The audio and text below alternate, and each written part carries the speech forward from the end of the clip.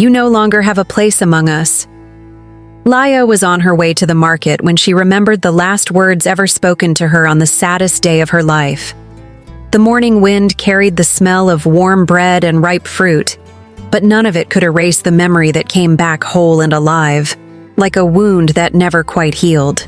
She tightened her grip on the bag at her side and kept walking, because she already knew that stopping only made the pain speak louder. Laya had grown up the way every Omega was taught to grow up, in silence, with her shoulders lowered and her heart always on alert.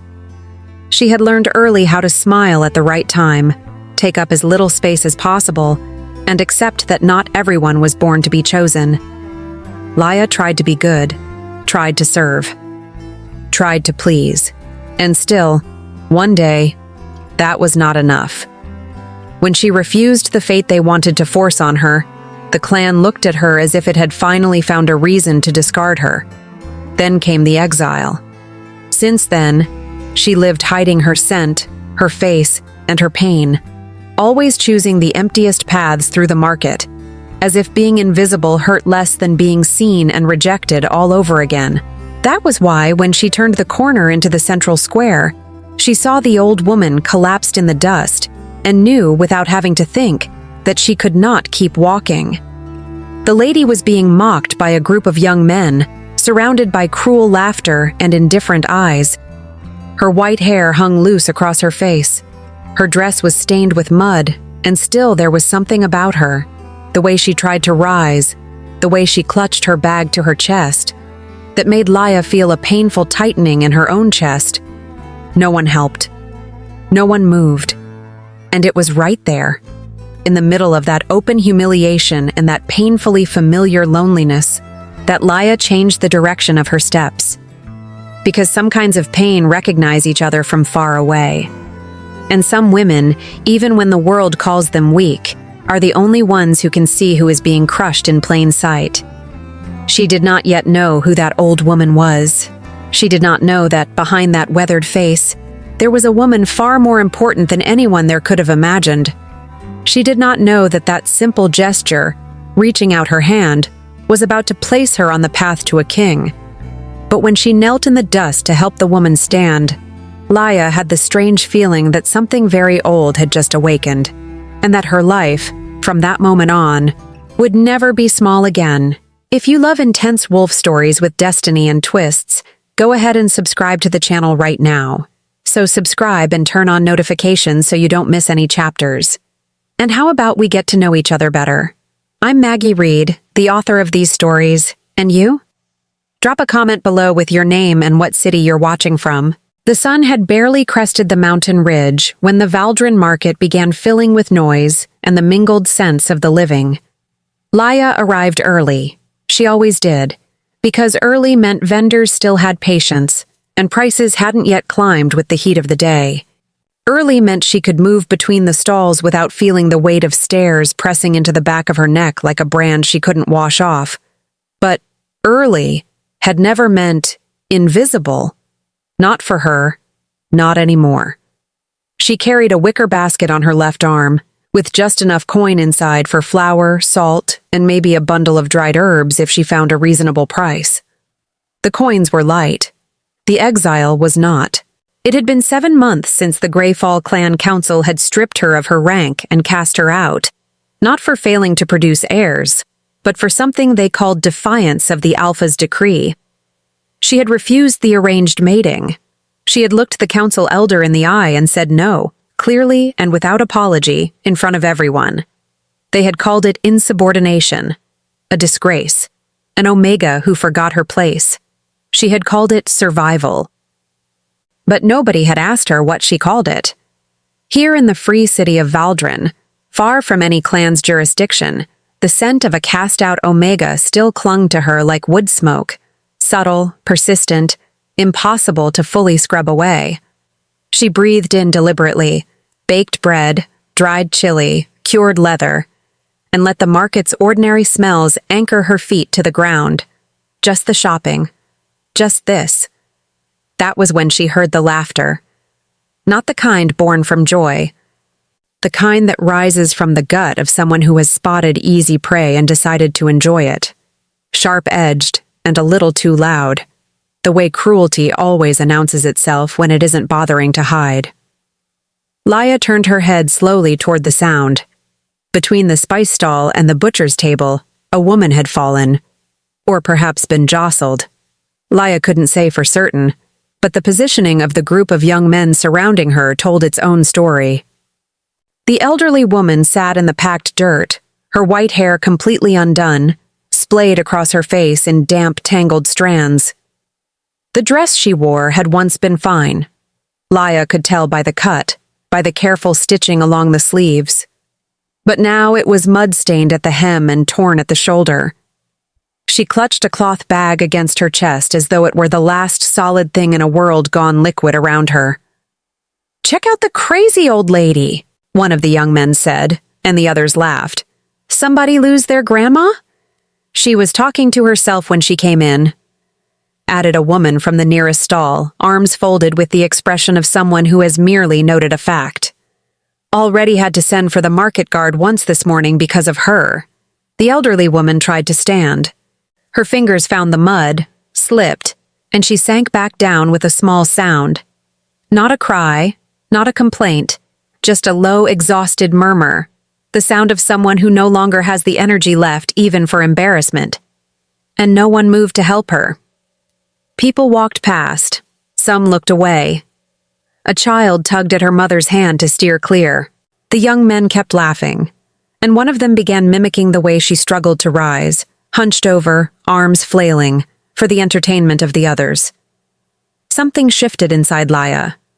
Not exactly rage, not exactly grief, but a thick mixture of the two that she knew by heart. It was the same feeling that had lived in her chest as she stood in the center of the council ring while they read her sentence aloud. The same feeling as watching the faces of people she had known her whole life turn deliberately blank. When everyone looks, and no one does a thing. She set her basket down in the dirt and crossed the distance between herself and the woman before she had consciously decided to move. "Excuse me," she said. Not warmly, not coldly, just with a steadiness that didn't ask permission, and she stepped into the space between the young men and the woman on the ground. Her eyes met the tallest one's for exactly a moment. Long enough. Then she lowered one knee into the mud without hesitation and extended both hands toward the elderly woman. "Let me help you." The woman looked up at her. Her eyes were pale gray, strikingly light, and for a moment they seemed completely adrift, unfocused, searching. The eyes of someone waking inside a room they don't recognize. But then something moved behind them, a thread of recognition. Not of Laya specifically, of the gesture itself, of the hands held out toward her. "Oh, sweetheart," the woman said softly, her voice low and rough, like someone who hadn't spoken to another person in days. "You're kneeling in the dirt."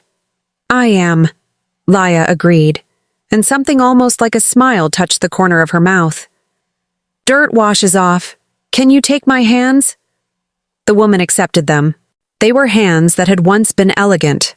Laya could see it in the fine bones, the long fingers.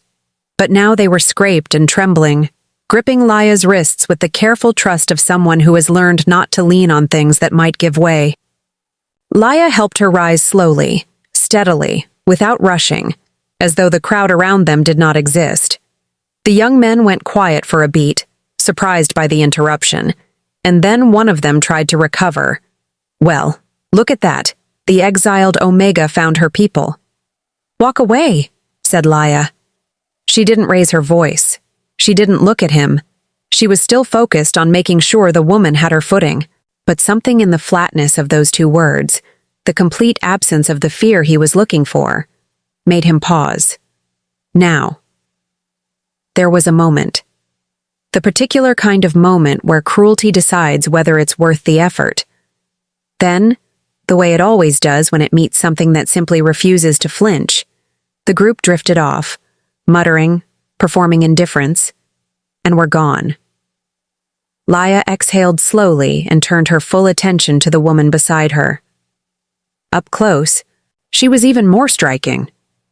The white hair, wild as it was, had the texture of something that had once been carefully kept.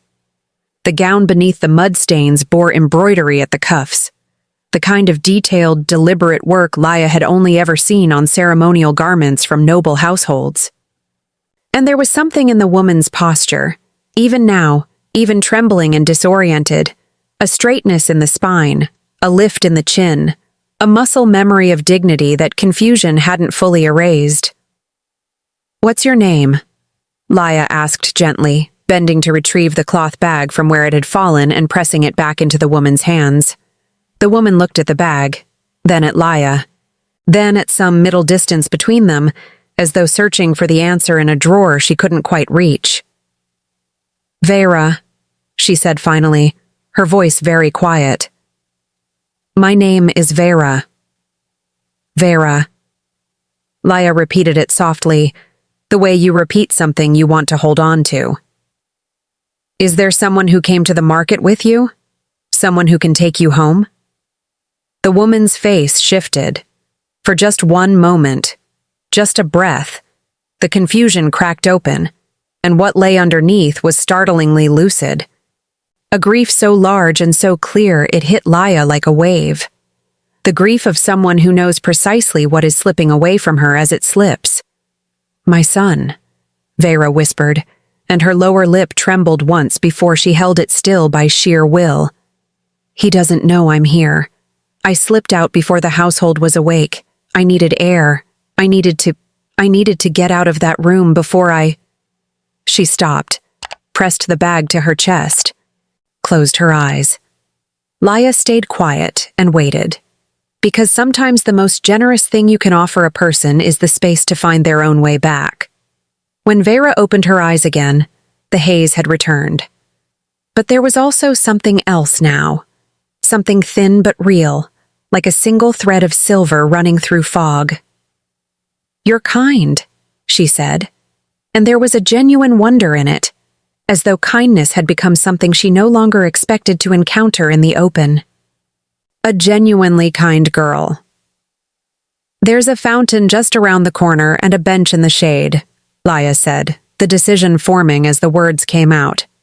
"We don't have to go anywhere yet. Let's just sit for a few minutes, get you some water, and then we'll figure out how to get you home. Does that sound all right?" Vera studied her for a long moment. Really studied her, with those gray eyes that moved in and out of clarity like light through clouds. Then she said, in a voice that came from somewhere deeper and more awake than the rest of her, "You smell like something that was meant to find me." Laya almost laughed. She almost said that she didn't believe in destiny anymore, that destiny was just the pretty name people gave to things that got away from them. But the words didn't come, because the air had changed. A scent arrived on the morning wind from the direction of the market's main entrance, cedar wood, mountain leather, and beneath it something that made the wolf sleeping inside Laya's chest go very still, and then slowly, involuntarily, turn toward it like a creature that knows the approach of something immense. Alpha. A very powerful alpha had just entered the Valdrin market, and the way Vera's hand tightened around Laya's arm in that same instant, with a grip far stronger than trembling fingers had any right to be, told her that she had felt it too, and that she knew exactly who it was. The fountain was exactly where Laya had said it would be, a modest stone basin tucked between a candle merchant and a woman selling braided rugs, with a small iron bench beside it that had seen better decades but was still standing, which was more than could be said for either of them right now. Laya guided Vera to the bench the way you guide someone across ice, slow, attentive, ready to catch without making a production of it. When the older woman finally sat down, she let out a breath that seemed to carry the weight of several days inside it. "Better?" Laya asked, crouching to fill a small cup from the fountain's ladle. "My back, thanks you," Vera said with great dignity, accepting the cup. "The rest of me is still deciding." Laya bit the inside of her cheek. "Fair enough." Vera drank. Then she looked down at her dress, the ruined hem, the torn shoulder, and made a sound somewhere between a sigh and a scoff. I look like I lost a disagreement with a drainage ditch. You look like someone who had a hard morning, Laya said carefully. Sweetheart, Vera said, leveling her with those gray eyes which were considerably sharper now than they had been 10 minutes ago. I have mirrors. I know what I look like. She paused. What I don't know is how I got here. The honesty of it landed quietly between them. Laya sat down on the far end of the bench, leaving a respectful distance. How much do you remember? Vera was quiet for a moment, fingers wrapped around the cup, staring at the thin stream of water falling from the fountain spout. I remember my husband's study, she said slowly. The smell of it. He always burned pine resin in the mornings. She stopped. Started again. I keep walking into rooms expecting him to be there. Her voice didn't break. That was almost worse. I'm sorry, said Laya, and she meant it entirely. He passed 2 months ago, Vera said, as though confirming a fact in a ledger. Kalor, king of the Northern Ridge, 41 years of marriage. She glanced sideways at Laya with the ghost of something wry. He snored like a dying ox, and I have never slept properly since he stopped. Laya stared at her. Vera stared back. Was that too much? Vera asked. No, said Laya, and then helplessly, I'm just not used to people being that honest before noon. I'm 73 years old, Vera said, with the serenity of someone who has earned the right. I ran out of patience for small talk during the second reign of the Southern Council. She straightened slightly. Also, you pulled me out of the dirt. You've earned the full version. And there it was. The thing that cracked Laya open a little against her will. Because she had expected gratitude, perhaps, or confusion, or the kind of fragility that needs to be handled carefully. She had not expected this. This woman who was clearly lost inside her own mind in pieces and yet, in other pieces, was funnier and sharper and more present than most people Laya had met in years. Your son, Laya said, steering them gently back. The one who doesn't know you're here? What's his name? Something moved across Vera's face, layered, complex, the way a mother's face always is when her child is the subject. Pride first, then worry. Then something that looked very much like a quiet, determined anger. Kalen, she said, he is about to make the worst decision of his life, and he doesn't know it yet, and I cannot stop it from happening because... She touched her temple briefly, almost self-consciously. Because they have made me unreliable in the eyes of the council. Laya frowned. Who is they? But before Vera could answer, the market changed. It wasn't a sound, exactly. It was a pressure. The way a room goes subtly quiet when authority walks in. Not because anyone announces it, but because the body knows before the mind does. Laya felt it first as a prickling along the back of her neck, then as something deeper, something her wolf responded to with a combination of caution and a pull she didn't want to examine too closely. She looked up. He entered from the northern archway with 3 guards at his back, and the kind of stillness around him that powerful. Men either learn or are born with. He was tall, not theatrically so, but the kind of tall that takes up space in a room simply by existing. Dark hair, a jaw set like someone who had been clenching it for several hours, and eyes, even from this distance, across the busy market floor, that were scanning the crowd with a precision that had nothing casual about it. He was looking for someone. Laya knew, with the particular clarity of someone who has excellent instincts and terrible timing, exactly who he was looking for. She looked at Vera. Vera had gone very still, watching him with an expression that was equal parts love, guilt, and the face of a woman who knows she is about to be in significant trouble. That's your son, Laya said. It was not a question. He looks upset, Vera observed. He looks like a man who woke up and couldn't find his mother. I left a note. What did the note say? A small pause. Don't worry. Laya closed her eyes briefly. That's not a note, Vera. That's a reason to worry harder. In my defense, Vera began, and then Kalen found them. The moment his eyes landed on his mother, something happened to his face that Laya would think about later, in the quiet of her rented room, longer than she intended to. The controlled mask of a king cracked, just for a second, just for a breath. And what came through was raw and unguarded and entirely human. Relief so enormous it almost looked like pain. He crossed the market floor in long strides, the crowd parting without being asked, and crouched in front of Vera with both of his hands coming up to hold her face, with a gentleness that seemed to surprise even him. Mom? His voice came out lower than he probably intended. I have had the worst 40 minutes of my life. You found me, didn't you? Vera said serenely. That is not the point. It worked out. It absolutely did not. He exhaled hard through his nose, the way people do when they are choosing not to say the 17 things they could say.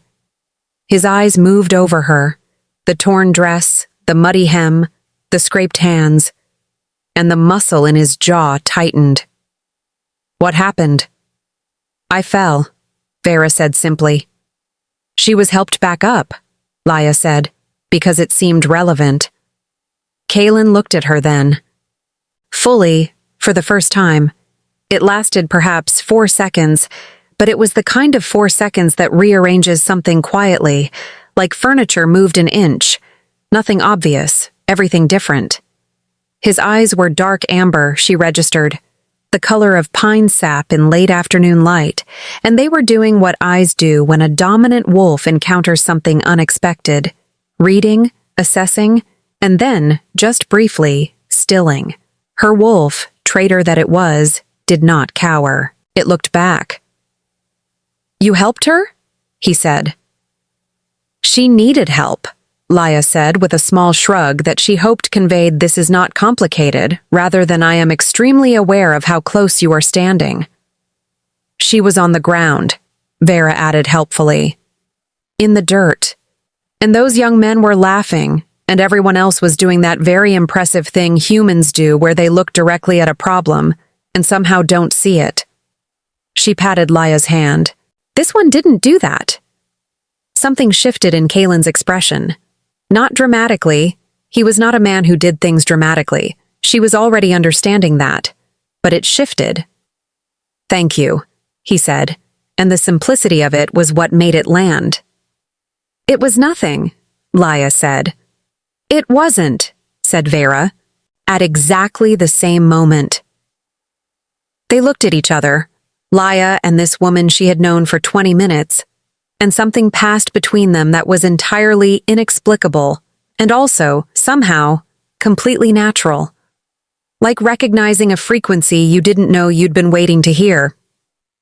Kalen noticed. Of course he noticed. He was a king. Noticing things was presumably in the job description. His gaze moved between them with an expression that Laya could not quite classify, except that it wasn't displeasure. I'll need your name, he said to Laya, to properly thank you. Laya. Just Laya? For now, she said, and immediately wanted to take it back because it sounded either mysterious or evasive, and she had meant it as neither. Vera, however, looked delighted. I like her, she announced to no one in particular, in the tone of a woman making a proclamation. Kalen, I like her very much. I can see that, Kalen said in the voice of a man choosing his battles. She has good hands. Vera held up her own, where Laya's grip had steadied her. You can tell everything about a person from their hands. Mom, your father had wonderful hands. Did I ever tell you that? That's the first thing I noticed about him. The hands. You have told me, said Kalen, with the patient exhaustion of a man who has heard this story a number of times and loves his mother too much to say so. Yes. She also has good instincts, Vera continued, as though no one had spoken. She told me don't worry is not a note, which is correct. You should tell Kalen that, Laya. He needs to hear it from someone other than me. Laya opened her mouth, closed it, looked at Kalen, who was looking back at her with an expression she could only describe as, "Please don't encourage her," which somehow made it worse, because it was the most genuinely human thing she had seen on a powerful man's face in a very long time. "Your mother," Laya said finally carefully, "makes some excellent points." Kalen let out a breath that was almost, not quite, but almost, a laugh. And Laya, who had arrived at the Valdrin market that morning for flour and salt, and nothing else, felt something shift in the center of her chest, like a door blown open by unexpected wind. She did not look at it directly, but she felt it. Far across the market, near the entrance to the silk merchant's corridor, a woman stood very still and watched the three of them. She was beautiful in the way that expensive things are beautiful, precisely, deliberately, without warmth. Her dark hair was coiled perfectly. Her gown was the deep green of old money, and her eyes, fixed on the small scene by the fountain, were doing the particular kind of calculating that passes for observation in people who are always planning several moves ahead. Serene had not come to the Valdrin market by accident. She never did anything by accident. Her gaze moved from Kalen to his mother to the unknown girl on the bench, and her expression did not change. Not one line. Not one flicker. Only her fingers wrapped around the silk of her sleeve tightened, just slightly, before she turned and walked away. It took Kalen approximately 6 minutes to arrange for a healer, a carriage, and a clean traveling cloak for his mother, and roughly the same amount of time for Vera to decide that Laya was coming with them. "She's not coming with us," Kalen said, in the tone of a man who believes he is still in charge of the situation. "She is," said Vera, already holding Laya's hand with both of hers, like she was a thing that might float away if not secured. "Mom, I don't feel well. You were fine 30 seconds ago. I am very fragile." Vera pressed Laya's hand meaningfully. "She has a calming effect." Laya looked at Kalen. Kalen looked at Laya. The expression on his face was that of a man who has had this particular argument before, in different forms, across many years, and has a detailed personal history of losing it. "Do you have somewhere to be?" he asked her, and the question was genuine, not dismissive. Laya thought about her rented room above the candle shop, the flower she hadn't bought. The rest of the day stretching out ahead of her with nothing in it but quiet and the kind of solitude that had long since stopped feeling peaceful and started feeling like a punishment. "Not especially," she said. "Then please," he said with the gravity of a man making a formal request, "come with us, for her sake." "Also for your sake," Vera added pleasantly. "You just don't know it yet." The carriage was the nicest enclosed space Laya had been in for 7 months, which was not a high bar, but still. The cushions were real velvet, and the windows had actual glass. And for a moment she let herself simply sit in it without apologizing for existing. Vera sat across from her, wrapped in the borrowed cloak, looking considerably more settled now that she was moving. Kalen sat beside his mother, close enough that their arms touched, which Laya noticed he didn't seem aware of doing. It was simply where he placed himself, automatically, the way a person stands between someone they love and the nearest door.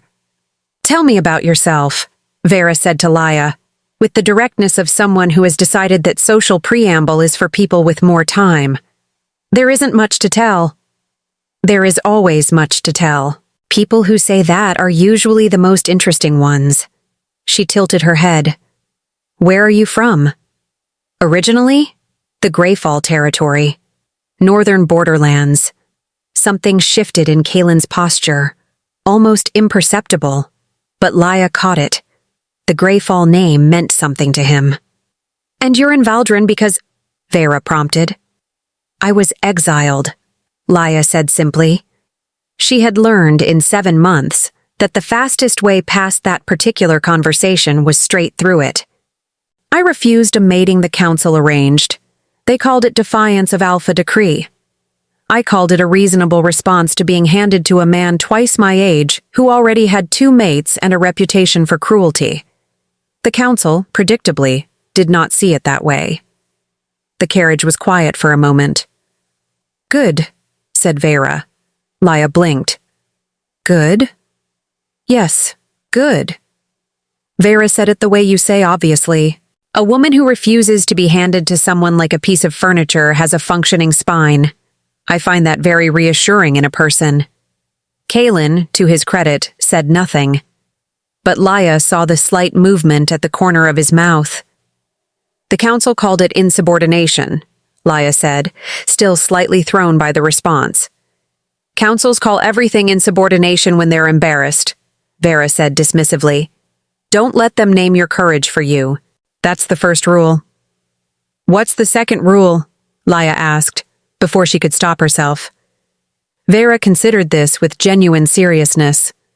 "Never eat anything at a formal banquet that you didn't see prepared." She paused. "That one is more practical but equally important." Laya laughed. Actually laughed.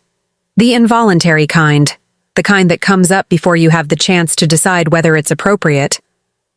It had been a while since that had happened, and the sensation was disorienting in a way she didn't expect. Kalen was watching her when she recovered. Not staring, just watching, with that still, unhurried attention that she was starting to understand, was simply how he looked at things he found worth looking at. She glanced away first. The Northern Ridge stronghold appeared as the carriage crested the last hill. Not a castle in the fairy tale sense, but something older and more honest. Dark stone that had weathered centuries without apology. Towers that were clearly built for function first and grandeur second. It sat against the mountain like it had grown there, and in the fading afternoon light, it looked less like a palace and more like a promise that the world had a fixed point in it. Laya had not been inside walls like these in 7 months. She had forgotten what it felt like to be somewhere that had a center of gravity. The inner courtyard was organized and purposeful. Stable hands, guards changing rotation, a steward who materialized from nowhere the moment the carriage stopped, with the expression of a man who had been extremely worried and was now converting that worry into efficiency. "My lord," the steward said, pulling the door open. "Lady Serene is—" "Inside," Kalen said, and the word had a particular flatness to it. "Yes, she has been. She arrived about an hour ago. She is waiting in the— I'll handle it." The steward nodded and said nothing further, which told Laya everything she needed to know about what handling Serene looked like. Vera's hand found Laya's arm as they descended from the carriage, and this time the grip wasn't the uncertain hold of someone off balance. It was deliberate, like a woman who wants a witness. They entered through the main hall together, and Serene was there. She stood near the fireplace with a cup of wine she hadn't been offered, wearing a gown of deep emerald that managed to make every other color in the room look apologetic. She was the kind of beautiful that functions as a warning, too precise, too composed, not one thing out of place. Her eyes moved to Vera first, a brief assessment, clinical, then to Kalen with an expression that rearranged itself into warm concern so smoothly that someone who wasn't paying attention would have believed it entirely. "Kalen." Her voice was low and cultivated. "I heard there was an incident. I came as soon as I could." "There was no incident," Kalen said. "My mother went for a walk. Alone. In the market. In her condition." Serene let the words land softly, gently, like stones dropped into still water. "I think we both know that isn't something we can let happen again. The we was a choice." Laya noticed it. So did Vera. The older woman's expression didn't change, but her chin lifted, just slightly, and her hand on Laya's arm tightened. Serene's gaze moved to Laya then, and the warmth in it didn't disappear exactly. It simply became something else. Something that evaluated and categorized in the space of a blink. "And who is this?" she asked, with the pleasantness of someone who already knows the answer and finds it mildly inconvenient. "A friend," said Vera. At the exact same moment, Laya said, "No one important." They looked at each other. "She is a friend," Vera repeated firmly, with a sideways look at Laya that very clearly communicated, "We will be working on your self-description." "How lovely," Serene said, setting her wine cup down with a small, precise click. "I wasn't aware you'd been making friends in the market, Vera. The name without a title, without a my lady or even the simple grace of ma'am, dropped into the air like a test. Though I suppose, given recent episodes, the market is becoming something of a habit. The silence that followed was the kind that has shape to it. Kaylin's voice, when it came, was very quiet. Her name is Lady Vera." He looked at Serene directly. "And this conversation is over." Serene smiled. It was a perfect smile, warm, slightly wounded, entirely constructed. "Of course, I only meant—" "I know what you meant," Kaylin said. He crossed the room and stood beside his mother, and the gesture was so simple and so complete that even Serene, with all her composure, had nothing to place against it. Vera looked up at her son with an expression that held about 40 years of love in it. Then she looked at Laya. "See?" she said quietly, as though they were the only two people in the room. "Good hands run in moments, not just in palms." Laya didn't entirely understand what she meant, but she understood the warmth of it. And for someone who had been cold for 7 months, warmth, even the small, inexplicable kind, was not a thing she was willing to walk away from. Serene excused herself shortly after, graciously, without a single word out of place. And that, Laya was beginning to understand, was exactly what made her dangerous. Nobody officially invited Laya to stay.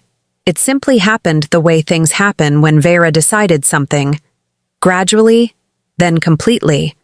With the unstoppable momentum of a woman who has been running a household since before most people in it were born. It started with the guest room.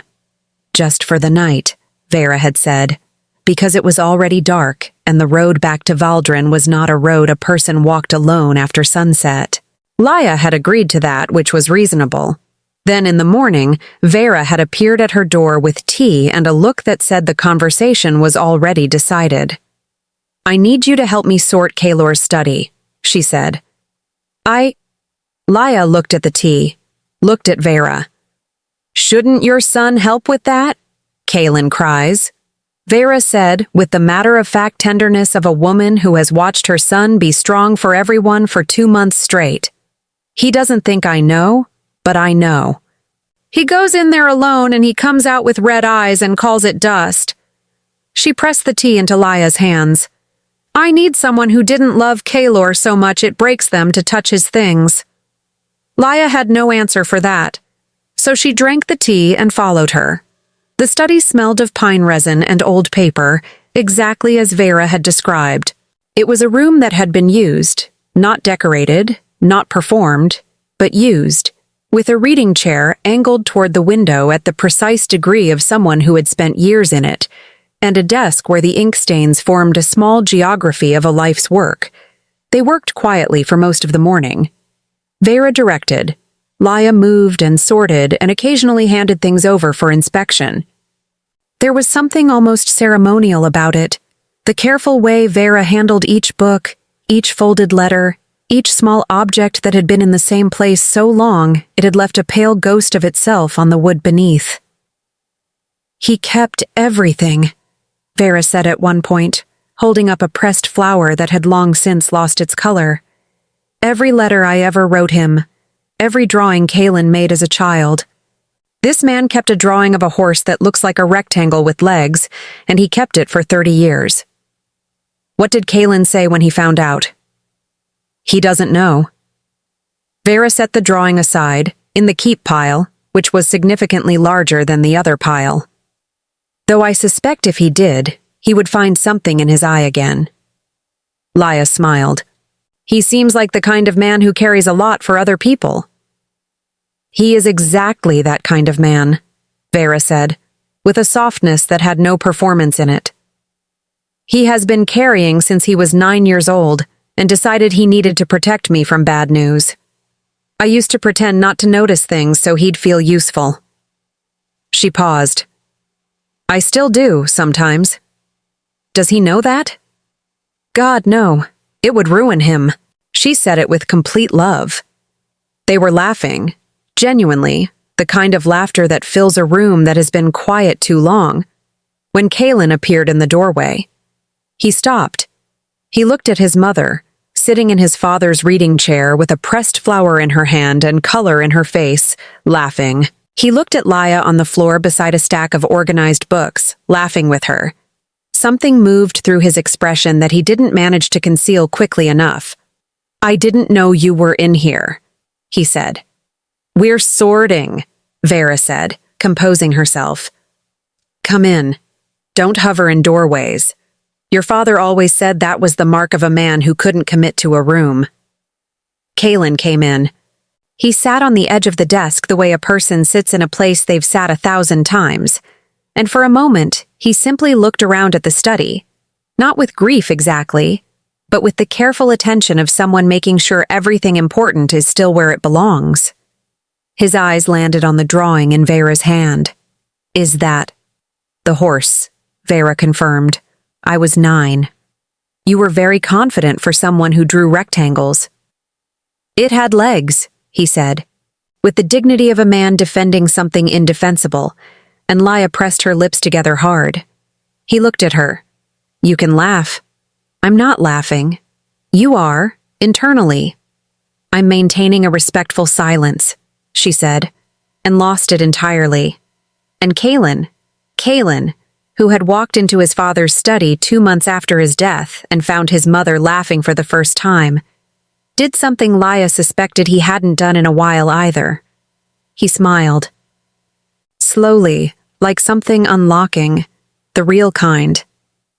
Later, when Vera had gone to rest and the afternoon had settled into the long gold of early evening, Laya found herself in the corridor outside the study, not entirely sure where she was going, when Kaylin fell into step beside her. She seems better today, he said. She was always sharp underneath it, Laya said. The confusion comes and goes. But who she is, that's still completely there. He was quiet for a moment.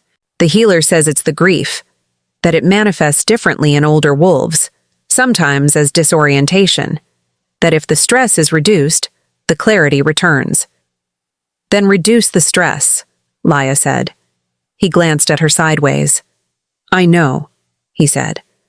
I know what the stress is. He didn't say Serene's name, but it was there between them, clear as weather. You don't have to explain anything to me, Laya said carefully. I'm no one's business here. You're not no one, he said simply without decoration. She didn't answer that, but she felt it land, low and warm, in a place she hadn't been paying attention to until just now. They reached the end of the corridor, where a tall window looked out over the mountain, and the last of the light was burning the stone wall orange and red. Why are you really still here? He asked, not unkindly, genuinely. Laya thought about it honestly. Because your mother asked me to stay, she said. And because no one has asked me for anything in 7 months except to leave. He looked at her for a long moment, the amber eyes in the low light, the stillness that wasn't coldness, but something more like depth. Then stay, he said. As long as you want. 2 floors below, in the east wing, Serene stood at her writing desk and finished a letter with precise, elegant strokes. She folded it, sealed it with green wax, and handed it to the young maid who waited beside her with the quiet obedience of someone who has learned that questions are expensive. Make sure it reaches the herbalist in the lower town, Serene said. Tell him the order stands. Double the quantity. The maid left without a word. Serene looked at herself in the mirror above the desk, unhurried, satisfied, the way a person looks when they are several steps ahead and know it. The old woman was getting clearer. That was a problem. But problems, Serene had found, were simply solutions waiting for the right hand to shape them. 3 days passed. Laya did not leave. She told herself each morning that she would go back to Valdrin by afternoon, collect her things from the room above the candle shop, pay the remaining week's rent, and return to the reasonable, uncomplicated solitude she had been managing perfectly well before a white-haired woman had fallen in a market and changed the entire geometry of her life. Each afternoon, something happened that made leaving feel wrong. The first afternoon, Vera had asked her to read aloud from a history of the Northern Ridge territories because, as she explained with complete sincerity, the pages are too small, and my eyes are staging a protest. The second afternoon, the Stronghold's cook, a broad, expressive man named Darrow who treated every meal like a personal mission, had handed her a bowl of something that smelled like heaven and said with great conviction, "You look like someone who hasn't eaten properly in months," which was both presumptuous and entirely correct. The third afternoon, Kaylin had found her in the library. She had discovered it by accident the previous evening, a high, quiet room on the second floor with shelves that went up farther than strictly necessary and a window seat wide enough to lie down on, which she had immediately done. She had returned the next day with the specific intention of staying only an hour. She was 3 hours in when she heard the door. Kaylin entered without announcing himself, which she was learning was simply how he moved through his own house. Not arrogantly, but with the ease of a man who had never needed to perform comfort in a space that was genuinely his. He stopped when he saw her. "You found it," he said. "Was I not supposed to?" "No, you were." He came in, scanning the shelves with the automatic familiarity of someone who knows where everything lives. "My mother calls it the real throne room, says more actual decisions get made here than anywhere else in the building." She's probably right. She's usually right. She just lets people think otherwise so they stay comfortable enough to be honest around her. He pulled a volume from the shelf without looking, muscle memory, and sat in the chair across from the window seat. Not close, just present. They read in silence for a while, which should have been strange.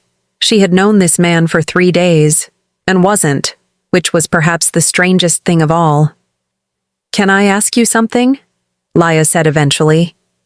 "Yes. Serene." She said the name cleanly, without softening it. "Is the ceremony happening?" The pause before he answered told her more than the answer itself. "Not yet. The council requires my mother's formal consent before any ceremony of binding can proceed. It's an old law. The king's primary bloodline must ratify the union." He looked at the page he was holding without reading it. "My mother has not given her consent. Because she knows what Serene is. Because she's my mother, and she has instincts like a seismic event." Something moved through his voice, not bitterness, but the heavy tiredness of a man who has been holding two things in tension for too long. "The council is pressuring me to proceed regardless. They say my mother's current condition makes her consent." He paused on the word. "Complicated." "Her current condition that Serene is causing," Laya said. The silence had a different quality now. He looked at her. "You know?" he said. "I don't have proof." Laya set her book down. "But I've watched your mother for 3 days. When she's here, rested, away from Serene, she's sharp. Yesterday she corrected my grammar and told me 3 things about northern trade routes that I'm fairly certain most of your council doesn't know." She held his gaze. "And then Serene visited for an hour yesterday evening, and this morning, Vera didn't know what day it was." The muscle in his jaw, the controlled, careful stillness of a man deciding something. "If I move against Serene without proof," he said quietly, "the council will say I'm protecting my mother's delusion, that I'm letting a confused old woman's dislike of a suitable match destroy an alliance. Then we get proof. She heard it the moment it left her mouth. He heard it too. The amber eyes were very steady. "You'd do that," he said. Not a question. Something more like, "I'm deciding whether to believe this is real." "Your mother pulled me into a room full of your dead father's things and let me see her cry over a 30-year-old drawing," Laya said. "I'm already involved." Upstairs, Vera was sitting at her window with a cup of tea that was growing cold, watching the mountain in the early dark. Her mind was clear today. Gloriously, exhaustingly clear. The way it got when she'd had enough sleep and enough distance from the tea that Serene's maid kept bringing, which Vera had been quietly pouring into the decorative vase by her bed for the past 2 days. The vase's flowers were not doing well. She made a mental note to mention this to Laya. In the East Wing, Serene read a return letter from the herbalist, and her expression did not change. She simply wrote a new set of instructions, doubled the frequency, and added a second target to the order. The flowers in Vera's decorative vase were, without question, dying. They had been a vibrant, deep violet 4 days ago. Now they were the color of a bad decision, wilted, browning at the edges, listing to one side with the resignation of something that had given up trying. Vera pointed at them when Laya came in with the morning tray. "In your professional opinion," she said, "what does that look like to you?" Laya set the tray down and studied the vase. She knew plants. She had grown up near the borderlands where knowing what something did to a living thing was often more useful than knowing its name. She leaned closer, smelled the water. Her stomach dropped. "How long have you been pouring the tea in here?" she asked, keeping her voice even. 5 days, Vera said, with the composure of a woman who has been quietly conducting her own investigation. "Since I noticed that the days I drank it were the days I couldn't remember my own address." "And you didn't tell Kalen because he would have moved immediately," Vera said. "And moving immediately without proof is exactly what Serene is waiting for. She wants him reactive. Reactive men make mistakes." She folded her hands in her lap. "My husband taught me that, among other things." Laya looked at the dead flowers, then at Vera, sharp and clear-eyed in the morning light, and felt a complicated mix of admiration and fury settle in her chest. "We need to know what's in it," Laya said. "Yes." Vera picked up her actual tea, the one Darrow made, from the kitchen, which arrived in a completely different pot, and sipped it. "Which is why I've already arranged for us to go into town this morning." "You arranged?" "There's an herbalist on the lower road. Ran his shop for 30 years. Completely trustworthy. Also," she added, "a very handsome widower, which is neither here nor there, but I thought you should know in case the conversation goes long." Laya stared at her. Vera looked back with serene innocence. "The herbalist," Laya said. "His name is Aldrich. He has excellent posture." She stood, smoothing her skirt. "Now go put on your good boots. We're taking the side gate so Kalen doesn't fuss."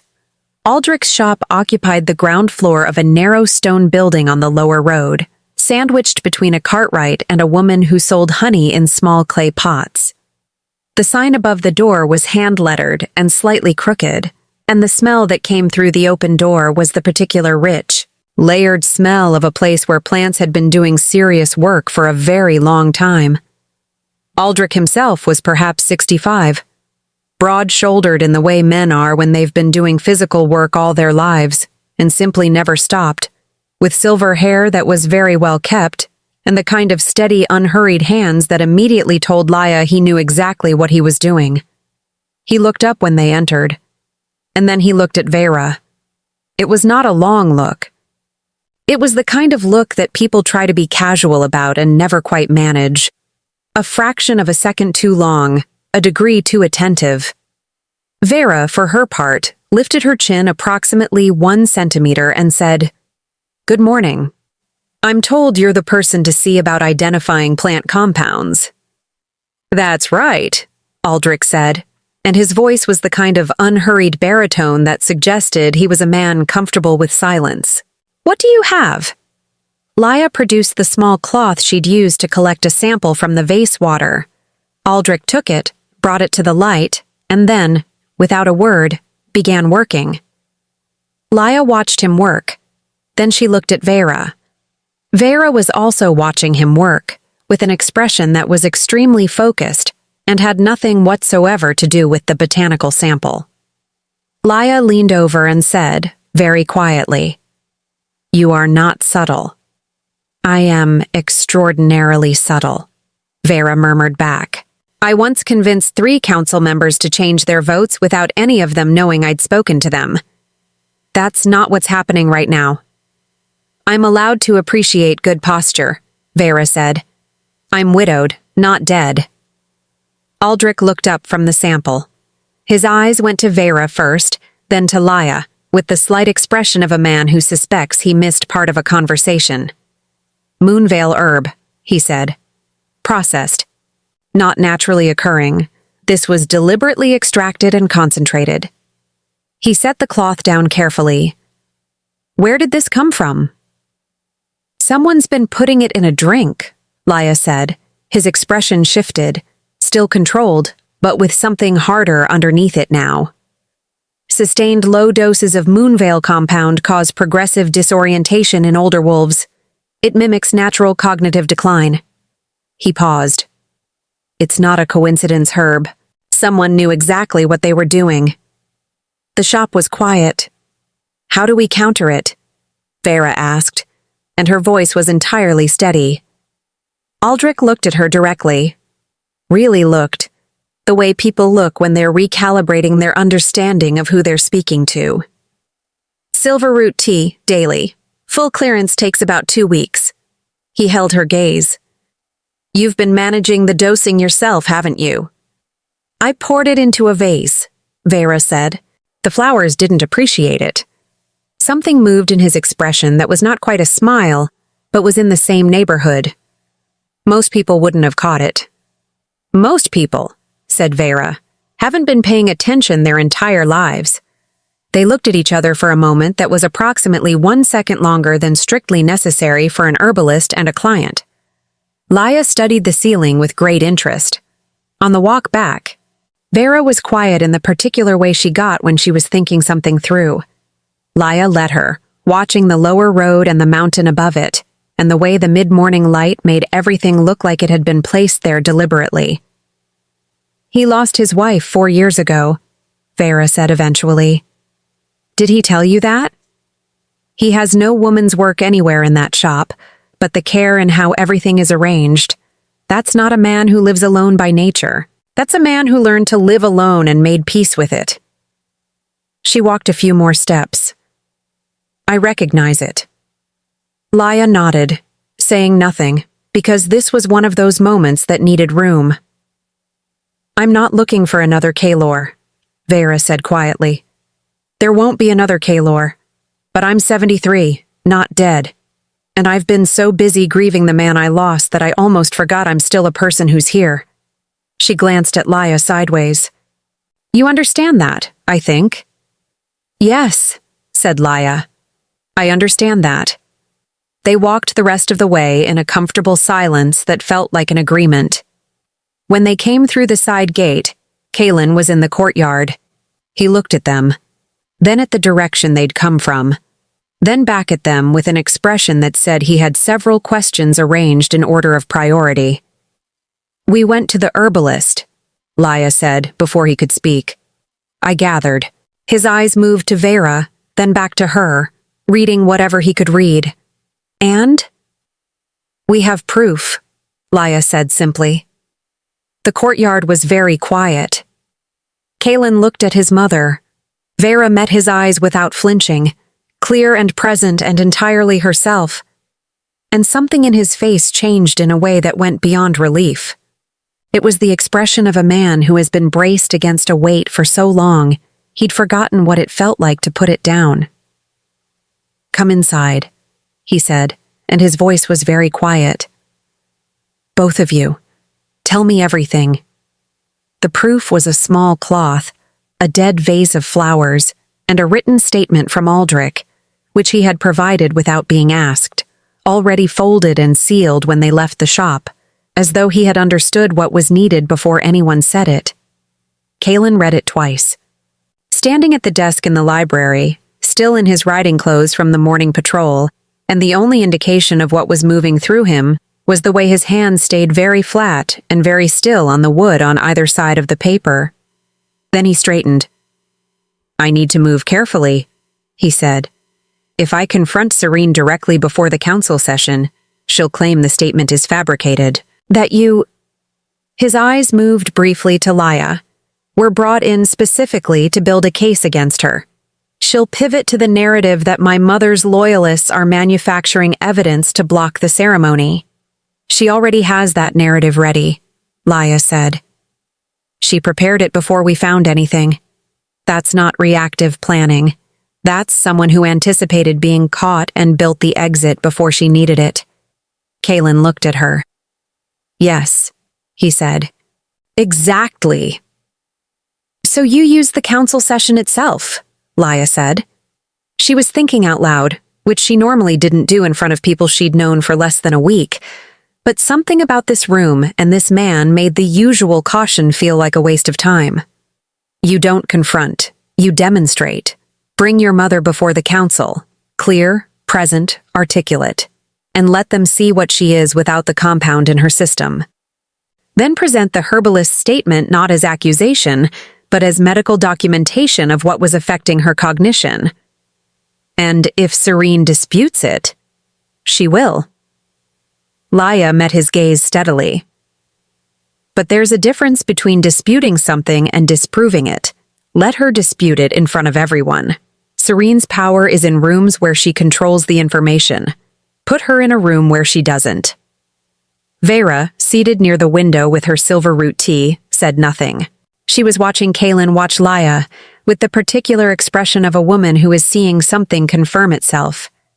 "You've done this before," Kalen said to Laya.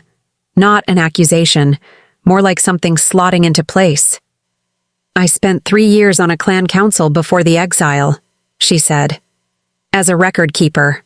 Officially invisible." A small pause. "People say things in front of record keepers they'd never say in front of advisors." "What did you learn?" "That the most dangerous people in any room are the ones who never raise their voice." He held her gaze for a long moment. The amber light through the library window. The particular quality of silence that exists between two people who are beginning to understand each other. "The council session is in 4 days," he said. "Then we have 4 days. Laya." Her name in his mouth had a different weight than when other people said it. She had noticed that before, and was noticing it again now, against her will, with the stubborn awareness of someone who knows they are paying too much attention to something and cannot stop. "If Serene realizes we're preparing—" "She already knows something is shifting," Laya said. "She's been watching since the market, but knowing and being able to stop it are different things." She allowed herself one small, quiet certainty. "We're faster than she expects us to be."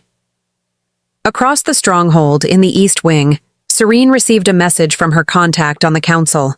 She read it without expression. The Omega was still here, still embedded. The old woman was clearer than she'd been in weeks. Serene folded the letter precisely in half.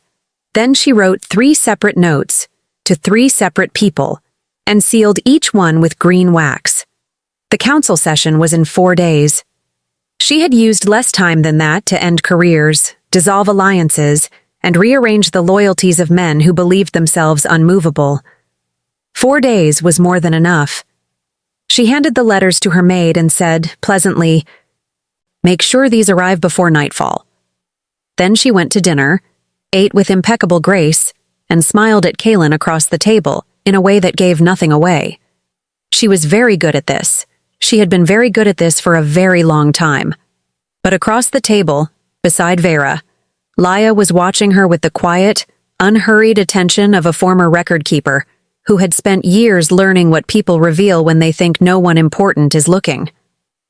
And Serene, for the first time, felt something that was not quite unease, but was close enough to it to be worth noting. She filed it away and smiled a little wider. The morning of the council session arrived cold and clear, the kind of mountain morning that feels like a held breath. Laya was up before the household. She stood at the library window with tea she wasn't drinking, watching the courtyard fill with the slow, purposeful activity of people who knew today mattered. Stable hands moving faster than usual, guards at their posts with a little more attention in their shoulders. The stronghold itself seemed to understand that something was about to be decided inside it. She heard the door behind her. Kaelin. She knew his step now, unhurried even, the stride of someone who had learned not to telegraph urgency in his body even when it was there. He came to stand beside her at the window, and for a moment neither of them said anything. "How is she?" Laya asked. "Slept well? Ate breakfast?" Corrected Darrow's seasoning and told him the council members will want something warm to hold during deliberations, so he should prepare spiced cider and not ask questions. A pause. Darrow looked like he'd been personally blessed. She's not wrong. Warm hands make people less combative. I know. She's been doing it for 40 years. He was quiet for a moment. She asked me to tell you that she picked out what she's wearing today herself, and if you try to suggest anything different, she will be gracious but firm. Laya almost smiled. What is she wearing? The deep blue with the silver embroidery. The one she wore to my father's first council address 38 years ago. Something tightened in Laya's throat. Good, she said. That's exactly right. He looked at her then, sideways, the way he did when he thought she wasn't fully paying attention, with an expression she had learned to recognize over the past 4 days. It was the look of a man cataloging something carefully, storing it somewhere he intended to return to. Whatever happens today, he said, I want you to know that what you did, what you've done this entire week, it wasn't nothing. To me. Or to her. Kaelin. I'm not making a speech, he said, with a quietness that ruled out any possibility of deflection. I just needed to say it before the room fills up, and I have to be the king again. Laya turned to look at him fully, the morning light on his face.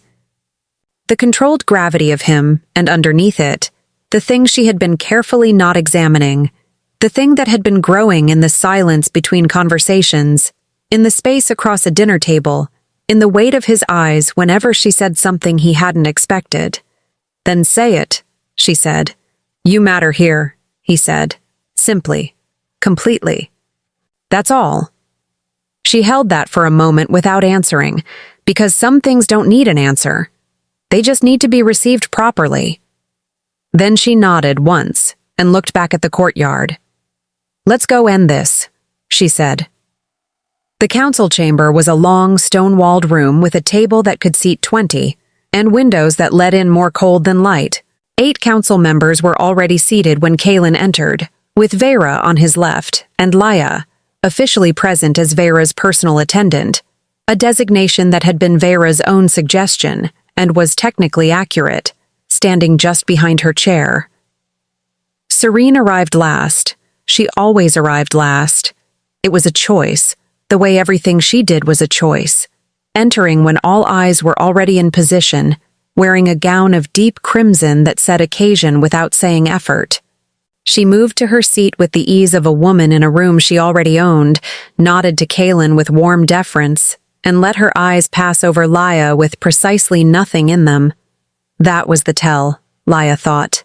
Not hostility, absence. Serene didn't ignore people carelessly.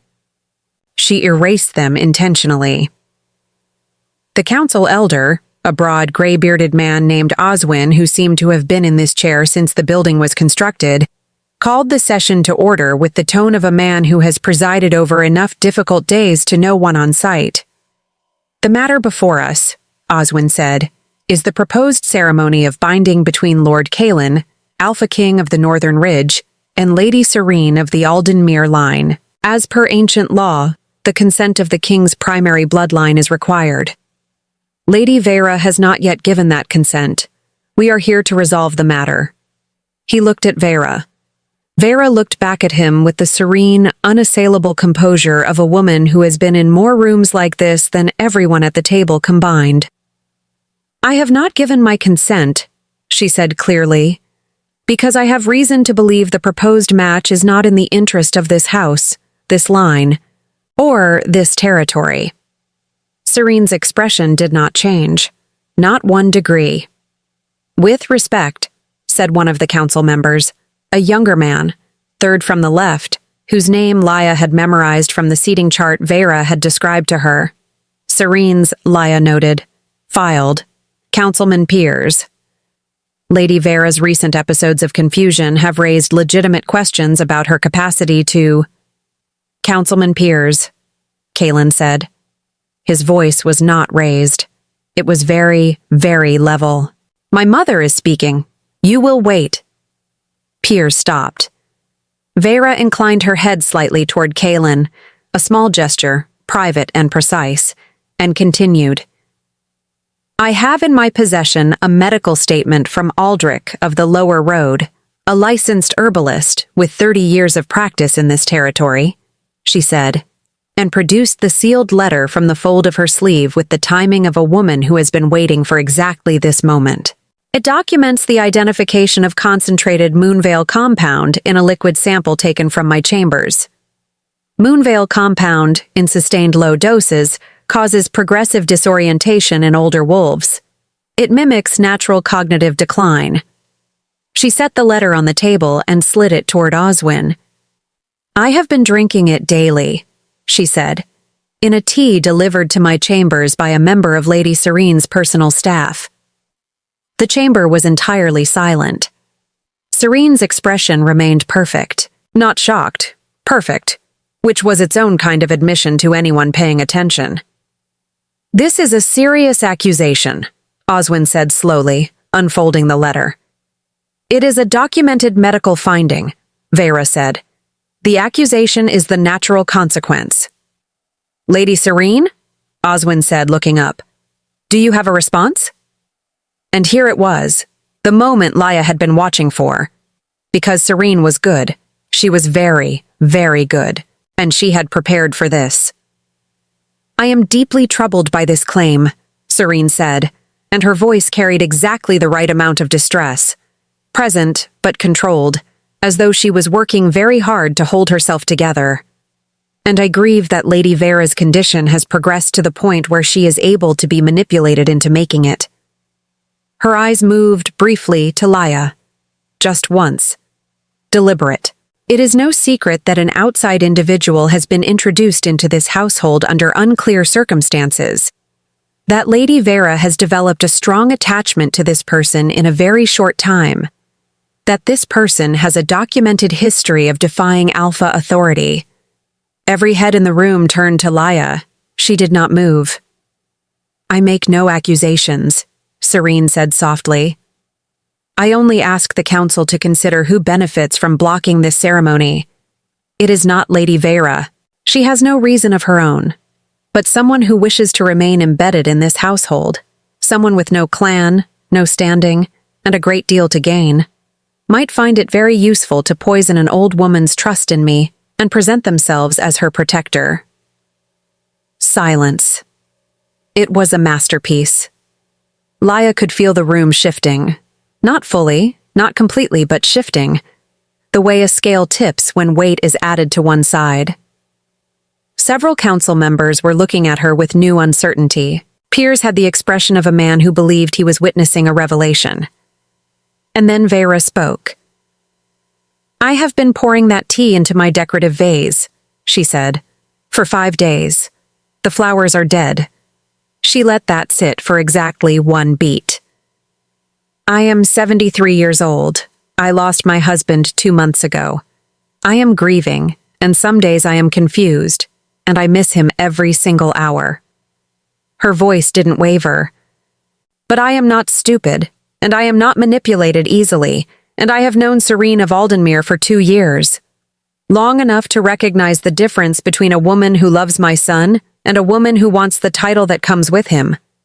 She looked at Serene directly. "I know what you are," she said quietly. I knew before my mind ever started slipping. The slipping just made it harder for anyone to believe me. The room was very still. Kalen stood. He didn't raise his voice. He didn't need to. The room had been built to carry the weight of an Alpha King's decision, and when he spoke, every stone in it seemed to recognize the authority in it. "The council will review the herbalist's statement," he said. "Lady Serene's staff will be questioned. The ceremony is suspended pending full investigation."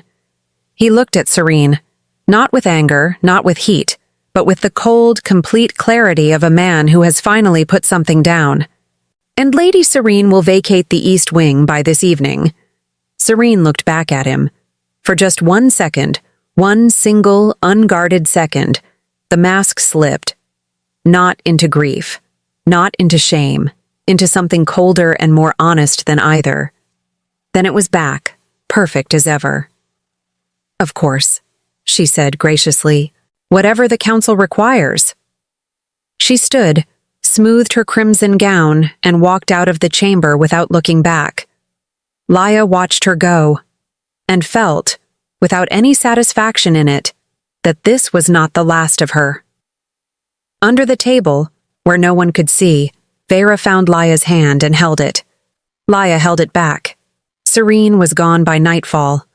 Her trunks had been carried out with the same precision with which she did everything, efficiently, quietly, without a single scene. Her maid had been questioned by the council's appointed investigator and had broken within 20 minutes, producing not only the herbalist's contact, but 3 additional letters that documented the full scope of the plan. The dosing schedule, the intended timeline, the specific council members Serene had been cultivating for months in anticipation of Vera's formal removal from the consent process. It was thorough. It was meticulous. It was, in its own terrible way, impressive. The maid wept. The council was grim. Oswin had the expression of a man who had believed himself prepared for the worst and had been proven wrong. And Kalen read every letter, in order, in the library, alone. Laya knew because she was the one who found him there 2 hours later. Still at the desk, the letters arranged in front of him in a neat row, his hands flat on the wood, and his eyes fixed on some middle distance that had nothing to do with the room. She didn't say anything. She simply came in, sat in the chair across from him, and waited. The fire in the grate had burned low. Outside, the wind had picked up, and the mountain made itself known the way it did on cold nights, not loudly, but with a deep, settled presence, as though reminding the people inside that it had been here longer than any of their problems. "She had a timeline," Kalen said eventually. His voice was very even. "By the ceremony, my mother would have been too disoriented to address the council at all. They would have ruled her consent waived by incapacity. The ceremony would have happened within the week." He paused. "And I wouldn't have known. I would have stood in that room and married a woman who had been systematically destroying my mother's mind, and I would not have known." "But you didn't," Laya said. "Because you were in a market on a Tuesday," he said. The simplicity of it hung in the air between them. "Kalen." She said his name carefully, the way you say something you've been carrying carefully for a while. "What you're feeling right now, the anger at yourself for not seeing it. You need to put that down. She was designed to be invisible. That's not your failure. That's her skill. She was in my house. Yes. She sat at my table. She smiled at my mother. He stopped, pressed his hand flat against the letters. How does a person do that? How does a person look at a grieving old woman and see an obstacle? By not seeing a person at all, Laya said quietly. Only pieces on a board. He looked up at her then, and the expression on his face was one she hadn't seen before. Not the controlled gravity of a king, not the careful warmth of the man who read in comfortable silence and smiled slowly in the afternoon light. This was something stripped down to the foundation, tired and honest and wide open in a way that clearly cost him something. "I don't know how to do this," he said. "Do what?" "Trust correctly." The words came out like something he'd been keeping in a closed room for a long time. "I thought I knew, 3 years ago, with Elena, and then I thought I was being more careful, and then serene." He exhaled. "I don't know anymore where careful ends and closed begins." Laya was quiet for a moment. The fire shifted. A log settled. "Can I tell you something?" she said. "Please." "When the Greyfall Council exiled me," she said, "the thing that hurt most wasn't losing my rank or my home or even the life I'd built there. It was that for about 3 months afterward, every time someone was kind to me, my first instinct was to figure out what they wanted." She looked at him steadily. Kindness started feeling like a setup, like the first move in something I hadn't learned the rules to yet. He said nothing, but he was listening with his whole body. "And then your mother sat in the market dirt and told me I smelled like something that was meant to find her," Laya said, "and I laughed, and it was real, and it was the first real thing that had happened to me in 7 months." A pause. Closed is safe, but it's also very, very quiet. And after a while, the quiet stops feeling like peace and starts feeling like punishment. The fire, the wind, the mountain outside. Kalen stood up from the desk. He came around it slowly, unhurried, the way he moved through everything, and stopped in front of her chair, close. Not crowding, just close enough that she could feel the warmth of him and the particular cedar and mountain leather scent that her wolf had been cataloging since the first moment in the market, against her explicit instructions. "Laya," he said, and her name in his voice had the weight of a decision. "I need to ask you something, and I need you to answer me honestly. All right? When you came here, when you stayed, was any part of it about me?" He held her gaze, no deflection in it anywhere. "Not my mother, not the situation. Me." She could have deflected. She was very good at deflecting. 7 months of exile had made her efficient at it. She didn't. "Yes," she said. "From the second day, maybe the first. I just didn't want to name it because I didn't think I was the kind of person a king looks at like that." "Like what?" "Like I matter." Her voice stayed even, but it cost her something. "Like I'm not a complication to be managed or a problem to be solved or a person whose best quality is being useful. Like I'm just someone you want in the room." He crouched down in front of her chair so they were level. A deliberate choice, she understood. The kind of thing a man does when he doesn't want height between himself and something important. "You are," he said. "You are exactly that." He reached up and tucked a strand of hair behind her ear, with a gentleness that seemed to surprise even him, the way the honey napkin in the market had. Instinct, outrunning, intention. "You have been that since you pulled my mother out of the dirt without knowing who she was, or what it would cost you, or whether anyone would ever know you did it." Her breath had done something she wasn't managing to control. "Kalen, I'm not asking you to be anything," he said. "I'm not asking you to fill a role or wear a title or perform anything. I'm asking—" He paused, and in the pause she could see him finding the exact true words, the non-king words, the ones that belonged only to him. "I'm asking if you'll let me know you, properly, without a timeline and without a performance. Just this. Whatever this already is." She looked at him for a long moment. The amber eyes, the careful, genuine, undefended face of a man who had been hurt and had chosen, consciously and with full knowledge of the risk, to be open anyway. She understood the cost of that choice. She knew it exactly.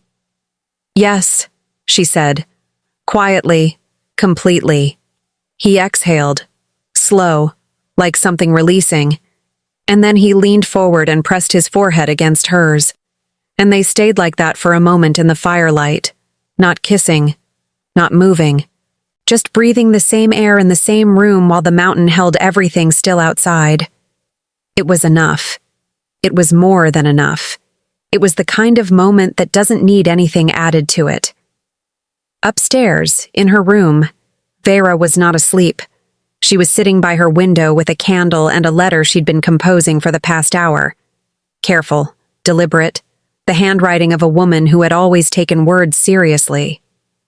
When she finally finished it, she folded it, wrote a single name on the outside, and set it on her nightstand. Aldrich.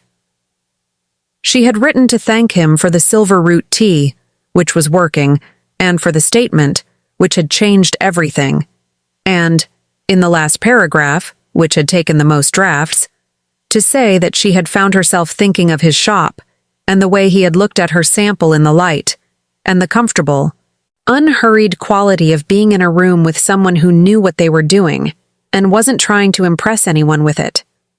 She had not written that she was 73, and still capable of being surprised by life. But she had thought it, carefully, with something that felt very much like hope. She blew the candle out, and for the first time in 2 months, she fell asleep quickly. In the library below, the fire burned to embers, and Kaylin and Laya were still in it, not the fire, but the room, the night, the particular gravity of two people who had found each other across the wreckage of other things, and were, slowly and carefully, choosing to stay. 6 months passed the way good things pass, not quickly, not slowly, but with the particular fullness of time that is actually being lived, rather than merely endured. The investigation into Serene had concluded within 3 weeks of the council session. The evidence was thorough enough that even councilman peers, whose loyalties had been so carefully cultivated, had nothing left to stand on. Serene had returned to the Aldenmere territory under a formal censure that stripped her of the right to negotiate any binding alliance for a period of 10 years. It was not a dramatic punishment. It was a precise one, which, Laya had noted quietly to Kaylin, was far more devastating to someone like Serene than anything that made noise. It closed exactly the doors she had spent years opening. She had accepted it without a word. Of course she had. The stronghold changed in those 6 months in ways that were difficult to point to directly but impossible not to feel. It started with small things. Darrow began leaving a plate of something warm in the library in the evenings without being asked, because he had noticed that was where decisions happened and decisions required sustenance. The guards on the morning rotation stopped snapping to rigid attention when Laya passed and started simply nodding, the way you nod at someone who belongs somewhere. Vera's rooms, which had been kept in the careful, preserved stillness of grief, began accumulating small signs of a life being actively lived again. A new book, a cutting from the herb garden, a letter on the desk that smelled faintly of pine resin from a shop on the lower road. The flowers in the decorative vase were replaced. Live ones this time, tended carefully, changed weekly. Nobody mentioned the previous ones, but everyone understood what it meant that they were there. Aldrich came to the stronghold for the first time on a crisp morning in early autumn, officially to deliver a supply of silver root for Vera's ongoing regimen. He arrived with the quiet self-possession of a man who does not perform comfort in unfamiliar spaces, but carries his own with him. And Darrow, who had strong opinions about everyone, approved of him within 10 minutes on the basis that he accepted a cup of tea without making a fuss about it. Vera met him in the herb garden. Laya watched from the upper window for approximately 30 seconds before deciding that was long enough to confirm everything she'd suspected, and then went back to her work with a smile she didn't bother to hide. What happened in that garden was not a grand declaration. It was a walk along the herb rows, and a conversation that lasted longer than a supply delivery required, and a second visit the following week that had nothing to do with Silverroot at all. It was two people in the second half of their lives, both of whom understood loss and quiet, and the particular value of a person who doesn't need to fill every silence, discovering that they had, unexpectedly, found someone worth not being quiet at sometimes. By midwinter, Aldrich had a standing dinner invitation at the stronghold on Thursday evenings. By the first snow, Vera had stopped apologizing for how often she mentioned him. By spring, which is where this story properly ends, she had stopped needing to mention him at all, because he was simply there, as natural as the pine resin she kept in her room now, a small clay pot of it on the windowsill, burning softly in the mornings. She never said it was because it smelled like Kaylor. She didn't need to. Grief and new love are not opposites, and Vera had always understood that better than most. Serene was not heard from again, not directly. There were rumors, the way there are always rumors about people who leave rooms without losing their composure, that she had moved through 2 other territories in the intervening months, charming, careful, positioning, that she had learned nothing, that she had learned everything and simply refined her methods. Laya thought the second was more likely, but Serene was operating in a world where the Northern Ridge now knew her exact technique, had documented it formally, and had quietly shared that documentation with 3 allied territories at Kalen's careful instruction, not as accusation, as information. It was, Laya thought, the most elegant thing she'd ever seen him do. He had handled it the way he handled most things, without noise, without performance, with the complete and unhurried authority of a man who understood that real power doesn't announce itself. She loved that about him. She had told him so once, in the library, which had resulted in a silence so weighted and so warm that neither of them spoke for a full minute afterward. And then Kalen had said very quietly, "I think I've been waiting a long time for someone to see that." And Laya had decided that was the most honest thing anyone had ever said to her. The ceremony happened in spring. Not a grand ceremony. Kalen had been specifically clear about that, in a way that left no room for council interpretation. No formal hall, no packed galleries, no performance of power. The garden. The same herb rows where Vera walked with Aldrich on Thursday mornings. The council elder present because the law required it. Vera in the deep blue with the silver embroidery. Aldrich beside her, steady and quiet, his hand near hers without touching it. An offered thing, not a claimed one. And Laya, in a dress the color of mountain heather, standing across from Kalen in the early spring light, with her hands in his, and the full, unhurried attention of a man who had decided, consciously and without reservation, that she was where he wanted to be looking. Oswin read the words of the binding law, the old words, older than the council, older than the title, the ones that spoke not of alliance or territory or political weight, but simply of choosing, of I see you, and I am choosing you, and I will keep choosing you. When it was done, Kalen tucked her hair behind her ear the way he always did, instinct, not ceremony, and she laughed, which was also not ceremonial, and was exactly right. Vera cried. She would later deny this with great dignity and attribute it to seasonal pollen, which nobody believed, and which everyone respectfully accepted. Darrow had made something extraordinary for the dinner afterward, and watched from the kitchen door, with the expression of a man who considers a well-fed celebration a personal accomplishment. There is one more thing. 3 weeks after the ceremony, a young woman appeared at the stronghold gate, tired, road-worn, with the particular careful blankness in her eyes of someone bracing to be turned away. She had been exiled from a southern clan for reasons that were documented as failure to comply with mating decree, and were, when examined honestly, simply this. She had said no. The gate guard sent word to the keep. Laya came down herself. She stood at the gate and looked at the young woman. The road dust on her boots, the wicker basket on her arm, the careful way she was holding herself together, and felt something in her chest recognize something. "Come in," she said. "There's tea inside, and you can tell me everything when you're ready." The young woman stared at her. "You're the Alpha Queen." "I'm also someone who arrived at a gate not very long ago with nothing but a basket and a reason to keep moving," Laya said. "Come in." The young woman came in, and that, More than the ceremony or the binding or the winter or the spring, was the moment Laya understood what it meant to be home. Not a place you return to, but a thing you become capable of offering. Epilogue. A year after a Tuesday market in Valdren, Vera sat in the herb garden in the late afternoon with a cup of silver root tea she no longer needed medicinally, but had grown fond of the taste of, watching Aldrich trim the rosemary with the focused care of a man who respects plants and doesn't rush them.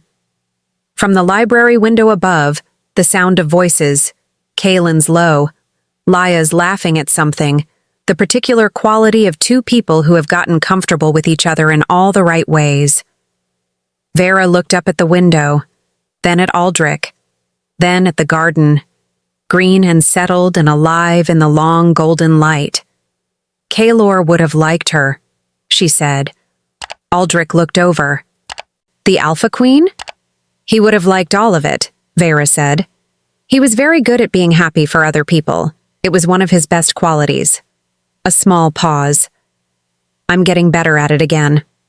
Aldrich set down the shears, came and sat beside her on the bench, and without ceremony or declaration, covered her hand with his.